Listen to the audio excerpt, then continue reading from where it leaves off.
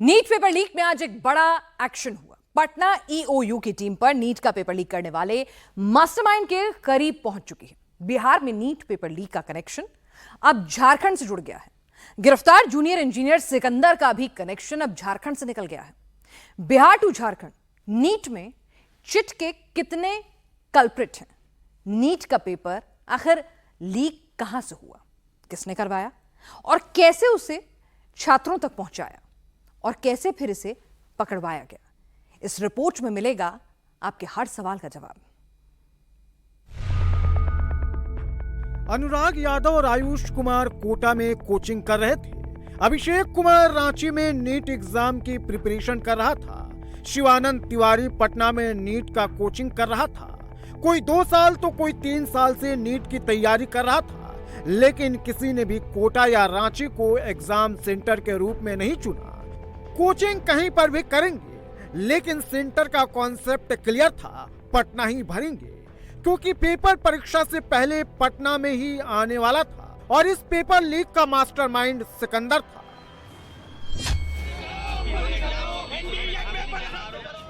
अब तक बिहार की राजधानी पटना में ही नीट पेपर को लेकर हंगामा हो रहा था, लेकिन अब इस पेपर लीक में एक और राज्य की एंट्री हो गई है।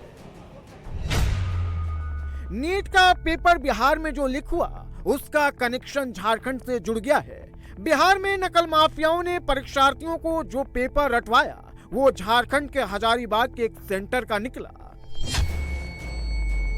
4 और 5 मई को पटना के इसी लर्न प्ले स्कूल में सिकंदर, अमित आनंद और नीतीश कुमार ने 25 परीक्षार्थियों को पेपर और आंसर रटवाया था। लर्न प्ले स्कूल में पहले से चिंटू और पिंटू मौजूद थे। चिंटू के फोन पर सुबह 9 बजे पेपर और उसका आंसर पहुंचा। फिर पिंटू ने उसे प्रिंट आउट कर छात्रों को दी। पुलिस से बचने के लिए आरोपी ओरिजिनल पेपर को जला दिए थे, लेकिन पेपर का कुछ हिस्सा पूरी तरह से नहीं जल पाया था।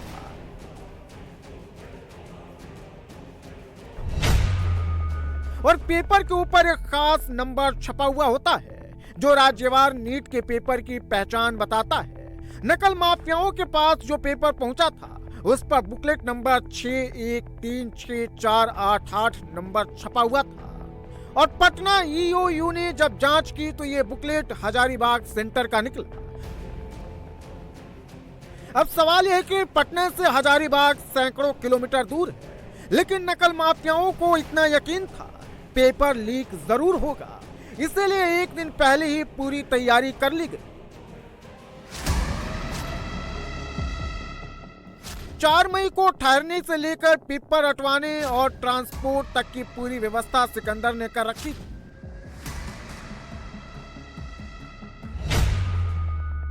सुबह 9 बजे चिंटू के मोबाइल फोन पर पेपर और आंसर आया। नीट का एग्जाम दोपहर 2 बजे से था, यानी नकल माफियाओं को आंसर रटने के लिए 5 घंटे का समय मिला। अब सबसे बड़ा सवाल यही से उठता है, आखिर सुबह 9 बजे चिंटू के पास पेपर और पूरी आंसर शीट आई कहां से? इसका जवाब तलाशने के लिए एग्जाम का पूरा प्रोसेस समझना होगा। वो पॉइंट कौन से हैं जहां से हजारीबाग से पेपर पटना पहुंचा?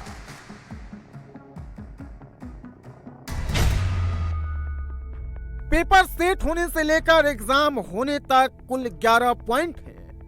पहला पॉइंट जहां सबसे पहले क्वेश्चन पेपर को सेट किया जाता है। दूसरा पॉइंट, क्वेश्चन पेपर सेट होने के बाद उसकी कंप्यूटर कॉपी तैयार की जाती है। तीसरा पॉइंट, इसके बाद पेपर को प्रिंट के लिए भेजा जाता है। चौथा पॉइंट है, प्रिंटिंग के बाद पेपर की कटिंग कर उसे पैक किया जाता है। इसके बाद पेपर को गाड़ी के जरिए स्टोर में भेजा जाता है। एग्जाम से पहले क्वेश्चन पेपर स्टोर में कई दिनों तक रहता है। 7वां पॉइंट, एग्जाम से कुछ घंटे पहले क्वेश्चन पेपर को सेंटर तक पहुंचाया जाता है। 8वां पॉइंट है, सेंटर पर पेपर बांटने से पहले सील तोड़कर चेक किया जाता है। 9वां पॉइंट है कि एग्जाम खत्म होने के बाद पेपर को इकट्ठा करके एक जगह पर रखा जाता है। इसके बाद भरे हुए ओएमआर शीट को एग्जामिनर के पास गाड़ी से भेजा जाता है।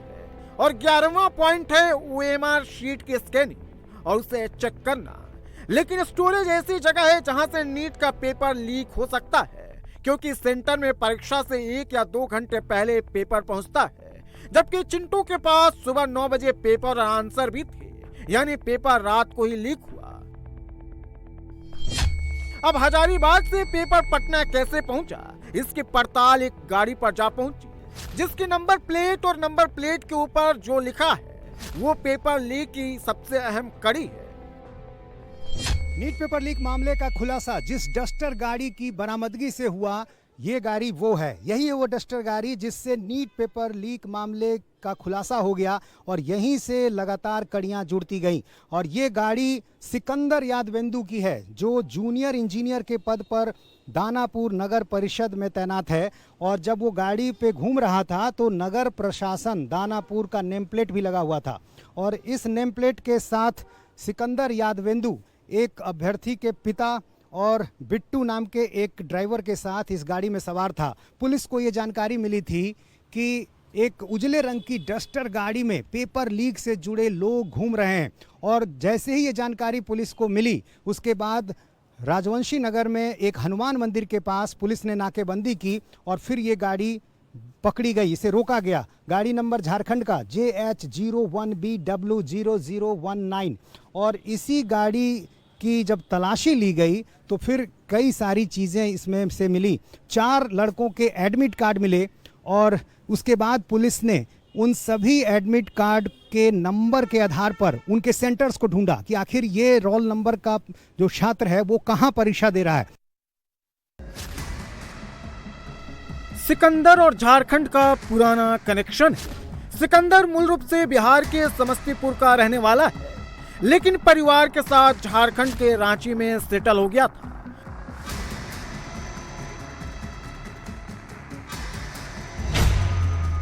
उन्नीस 1984 में बिहार में मैट्रिक की परीक्षा देकर आगे की पढ़ाई करने रांची चला गया। रांची से ही इसने डिप्लोमा की डिग्री हासिल की, फिर ठेकेदारी करने लगा। 2010 तक ठेकेदारी किया। रांची में करीब 15 सालों तक सिकंदर यादवेंदु ठेकेदारी किया। बिहार में 2012 में तब लौटा जब सिंचाई विभाग में इसकी नौकरी लगी। सिकंदर यादवेंदु के ऊपर पैसा कमाने की सनक ऐसी थी कि ये कुछ भी करने को तैयार था। 2016 में रोहतास में घोटाले के आरोप में जेल की हवा खा चुका है। 2016 में रोहतास में नगर परिषद में जूनियर इंजीनियर की अतिरिक्त जिम्मेदारी मिली। रोहतास में 3 करोड़ के एलईडी घोटाले में सिकंदर जेल पहुंच गया। इसके बाद 2021 में तबादला शहरी विकास और आवास विभाग में हुआ और ये पटना पहुंचा। लेकिन सिकंदर की पहुंच और रसूख अगस्त 2022 के बाद और बढ़ गई जब आरजेडी सरकार में शामिल हुई। सिकंदर यादवेंदु का रसूख कितना ज्यादा था, इसी से अंदाजा लगा लीजिए कि 2023 में दानापुर नगर परिषद में जूनियर इंजीनियर के पद पर तैनात रहने के दौरान सिकंदर को दानापुर नगर परिषद से हटा दिया गया, यानी तबादला हो गया। लेकिन 10 दिनों के अंदर ही उसकी दोबारा पोस्टिंग पटना के उसी विभाग में उसी दफ्तर में हो गई। बीजेपी के मुताबिक इसके पीछे भी पूर्व डिप्टी सीएम तेजस्वी यादव और उनके पीएस प्रीतम का ही हाथ था। मुख्यमंत्री, पथ निर्माण के मंत्री, आज नेता प्रतिपक्ष क्यों नहीं बता पा रहे हैं कि उनके पीएस प्रीतम रूम बुक कराया था या नहीं, सिकंदर को ठहराया था या नहीं, अनुराग उसके नाम पर ठहरा था या नहीं। सिकंदर वही है जो उनके पिताजी श्रीमान लालू प्रसाद यादव रांची में थे तो सेवादार था कि नहीं। उस व्यक्ति को जल संसाधन विभाग में जेई और जेई से नगर विकास में कई जगह का प्रभार किसी ने दिया, आप मंत्री थे उस समय या नहीं, ये जवाब क्यों नहीं दे पा रहे हैं। वर्गलाने का खेल क्यों खेलते हैं, अकूत संपत्ति का ये मालिक कैसे बना। इनकी सिकंदर की पहुंच इतनी बढ़ गई कि वो सीधे नीट के पेपर को लीक करने की डील करने लगा। सिकंदर ने ही परीक्षार्थियों के ठहरने से लेकर आंसर शीट रटवाने और परीक्षा सेंटर तक पहुंचने की पूरी व्यवस्था की थी। और NHIB के गेस्ट हाउस में तेजस्वी के पीएस प्रीतम कुमार का नाम आ रहा है।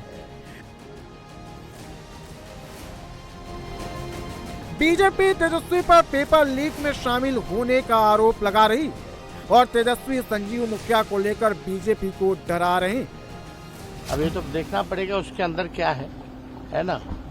लेकिन आप देखिएगा लगातार जहाँ भी बीजेपी शासित राज्य है पेपर लीक होता रहा है। हम लोगों के सत्ता के बाहर जाने के बाद भी आप देखिएगा जो शिक्षा विभाग से शिक्षकों की जो तीसरा जो चरणबद्ध जो निकलना था उसको रद्द किया गया क्योंकि पेपर लीक हो गया। और वो पेपर लीक करने वाला अभी भी घूम रहा है, बार बेल करा लिया। किंग पिंग वही लोग हैं, नाम इस वाले में भी उन्हीं लोगों का आ रहा है, लेकिन कोई कार्रवाई नहीं हो रही। एक इनका सबसे अहम जो मुखिया है संजीव मुखिया करके है। अब हम जांच एजेंसियों से अपील है कि संजीव मुखिया की जांच करें। सरकार से हम अपील करते हैं कि इसकी जांच कराएं। जो संजीव मुखिया, नीतीश मिश्रा, ये नीतीश कुमार और जो एक और जो पकड़े गए हैं अमित आनंद, इन लोगों का हेड वही बताया जाता है जो हम लोगों ने पता किया। अब जांच कराया जाए, नहीं तो हमारे पास सारा तस्वीर वगैरह कौन कौन नेताओं के साथ क्या क्या है उस संजीव मुखिया का, वो हमको बताना पड़ेगा, दिखाना पड़ेगा। यही लोग हैं, इनके माता पिता के राजद शासन काल में बीपीएससी के 2 चेयरमैन जेल गए थे, रमाशीष यादव जी और जहां आरा जी घर में कॉपी लिखवाते थे। अनुभवी लोग हैं। कांग्रेस इस सरकार में सम्मिलित थी। कोई मुंह है कांग्रेस को बोलने का? अरे क्या क्या खेल हुआ है। कहते हैं कि मेरे शासनकाल में ये सिंघल साहब के समय में जो गड़बड़ी हुआ, नेता प्रतिपक्ष के नाते हमने मामला उठाया था, इनकार कर रहे थे लोग। बाद में बिहार के माननीय मुख्यमंत्री ने उनको बर्खास्त किया। किसके शासनकाल में था? जनता को बरगलाइए नहीं, सत्य को स्वीकारिए और जांच में सहयोग करिए। सिकंदर यादवेंद्र का बेटा और बेटी भी नीट क्वालिफाई कर चुके हैं। दोनों मेडिकल कॉलेज में पढ़ाई कर रहे हैं। इतना ही नहीं, सिकंदर का दामाद भी नीट की परीक्षा पास कर एमबीबीएस की डिग्री हासिल कर चुका है। और इस बार फिर सिकंदर अपने करीबियों को पेपर लीक कर नीट क्वालिफाई कराने की गारंटी दे चुका था और उस गारंटी को पूरा भी कर दिया था। लेकिन पटना पुलिस को इसकी भनक लग गई और सिकंदर पकड़ा गया। जिस अधिकारी ने डस्टर गाड़ी को बरामद किया वो है अमर कुमार, शास्त्री नगर थाने के प्रभारी हैं। इतना तो आप बता सकते हैं कि ये बरामदगी आपने की थी? गाड़ी की बरामदगी आपने करवाई थी, आपने उसको रोका था, उसके बाद आपको चूंकि जानकारी आई, ये तो आप कह सकते हैं? हाँ, बरामदगी हुई थी, मेरे ही थाना अंतर्गत हुआ था, केस रजिस्टर्ड हुआ था। और ये जानकारी आपको गुप्त सूचना इंटेलिजेंस से मिली? हाँ, मामले का अभी अनुसंधान चल रहा है, अनुसंधानोपरांत बताना उचित प्रतीत होगा। ठीक है, लेकिन ये तो तय है ना कि नीट पेपर लीक की जो शुरुआत हुई, जहां से कड़ियां पहले शुरू होती हैं, वो है डस्टर गाड़ी। और उसी डस्टर गाड़ी में सिकंदर भी बैठा था, उनके ड्राइवर बैठे थे, एक और तीसरा शख्स भी बैठा। सारा कुछ एफआईआर मिली। ईओयू की टीम एक्शन में है। बिहार से लेकर झारखंड तक नकल माफिया ईओयू के रडार पर। सिकंदर, अमित आनंद और नीतीश कुमार ने पेपर लीक की जो कहानी बताई, उसका दूसरा सिरा देवघर से जुड़ा था।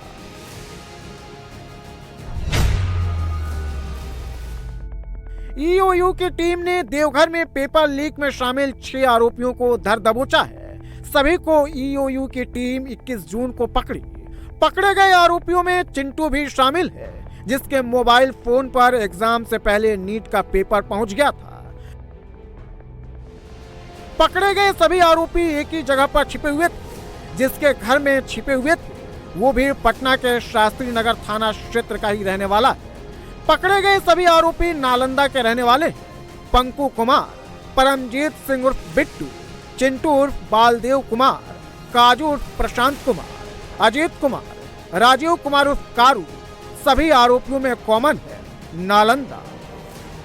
और ये तथ्य भी सामने आया है कि तत्कालीन उप मुख्यमंत्री और पथ निर्माण विभाग के जो मंत्री थे, उनके निजी सहायक के अनुशंसा पर उन लोगों को एनएच के गेस्ट हाउस में जगह मिली थी। उसकी जांच हो रही है, जो कानूनी रूप से होगा वो कार्रवाई होगी। तेजस्वी जी के कहने से न किसी को गिरफ्तार किया जाएगा न किसी को छोड़ दिया जाएगा, लेकिन जांच होगी और तथ्य और साक्ष्य अगर मिलेंगे तो जरूर कार्रवाई होगी और निश्चित तौर पर कार्रवाई होगी। और पेपर लीक का नेटवर्क चलाने वाला संजीव मुखिया भी नालंदा का रहने वाला है। ईओयू की टीम उसे पकड़ने के लिए छापेमारी कर रही है, लेकिन संजीव मुखिया फरार है। पिछले 2 दशकों में कई प्रतियोगी परीक्षाओं का पेपर लीक करने में इसका नाम आ चुका है। पेपर लीक में पहले भी जेल जा चुका है। नीट पेपर लीक मामले में गिरफ्तारी से बचने के लिए अग्रिम जमानत की याचिका दायर कर चुका है। संजीव मुखिया का बेटा डॉक्टर शिव शिक्षक बहाली पेपर लीक मामले में फिलहाल जेल में बंद है।